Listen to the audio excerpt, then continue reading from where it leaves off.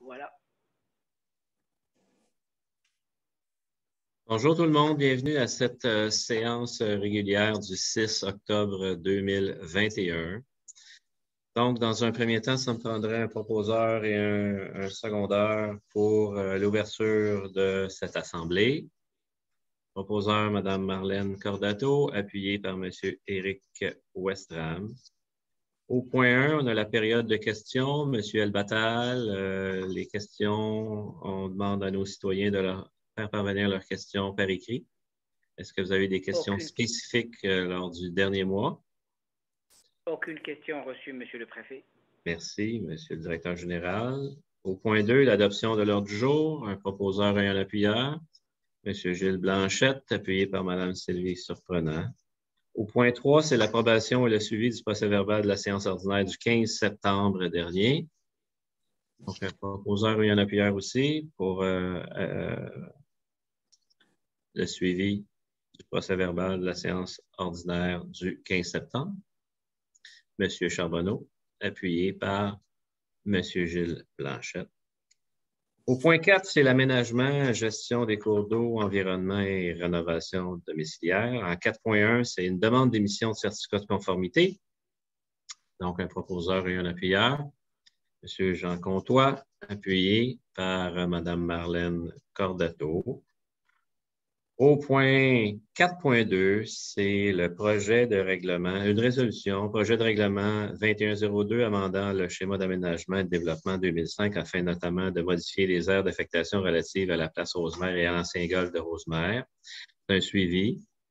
Donc, attendu le projet de règlement 2102 qui a été adopté par le Conseil de la MRC lors de la séance ordinaire du mois de juillet dernier.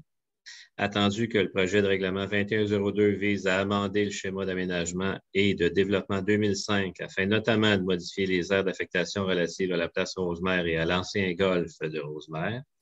Attendu les avis préliminaires demandés et reçus par la MRC, de la Communauté métropolitaine de Montréal et du ministère des Affaires municipales et de l'Habitation. Que le Conseil prenne acte et connaissance des avis préliminaires de la CMM et du MAMACH, mandate la direction générale de répondre aux questionnements soulevés par les deux entités, invite la direction générale à faire les suivis nécessaires auprès des membres du Conseil de la MRC pour la suite du processus. Donc, ça me prendrait un proposeur et un appuyeur pour cette résolution. M. Jean Comtois, appuyé par M. Guy Charbonneau. Merci beaucoup. Au point 5, le développement économique. En 5.1, finalement, c'est une résolution. C'est la ratification de la décision des membres du comité d'aide d'urgence aux petites et moyennes entreprises. Ce qu'on peut donner comme information, c'est que lors de cette rencontre-là, il y a un montant qui est accordé de 142 728 $ qui nous amène à un grand total de 8 953 196 depuis le printemps 2020. Donc, un proposeur et un appuyeur pour cette résolution, Mme Surprenant et M. Gilles Blanchette.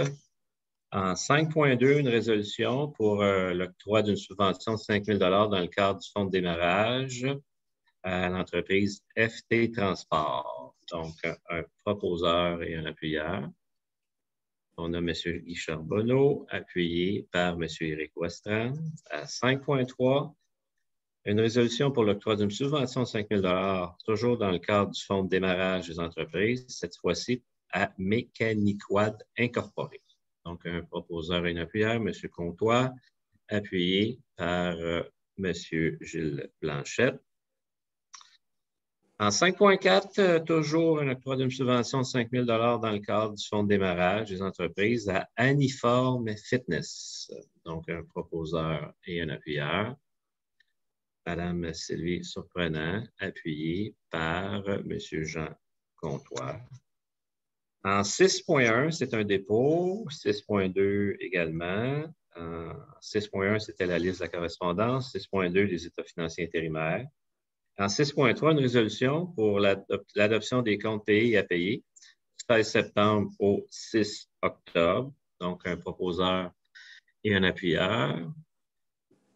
M. Gilles Blanchette, appuyé par M. Jean Comtois. 6.4, c'est un dépôt sur les faits saillants budgétaires 2022. En 6.5, une résolution. Ratification de la décision du directeur général à l'octroi d'un mandat à DHC Avocat. Donc, ça me prendrait un proposeur et un appuyeur pour cette résolution. 6.5, M. Guy Charbonneau, appuyé par M. Gilles Blanchette. 6.6, résolution pour l'embauche de Mme Nathalie Desjardins au service de développement et entrepreneuriat. On est très heureux de venue chez nous, proposé par Mme Surprenant, appuyé par M. Éric Westram. 6.7, motion de remerciement, départ à la retraite de Mme Suzanne Legault. Donc, M. Jean Comtois, appuyé. Monsieur le préfet, ça pourrait être proposé par vous puis unanimement. Ah, absolument, ça fait grand plaisir, absolument. Oui.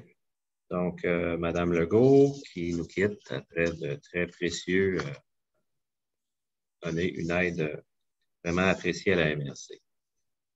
Excellent. 7.1, une résolution sur le plan stratégique de développement du transport collectif de l'ORTM, appui à la table des préfets et des élus de la Couronne-Nord, Mme Cordato, appuyée par Mme Surprenant.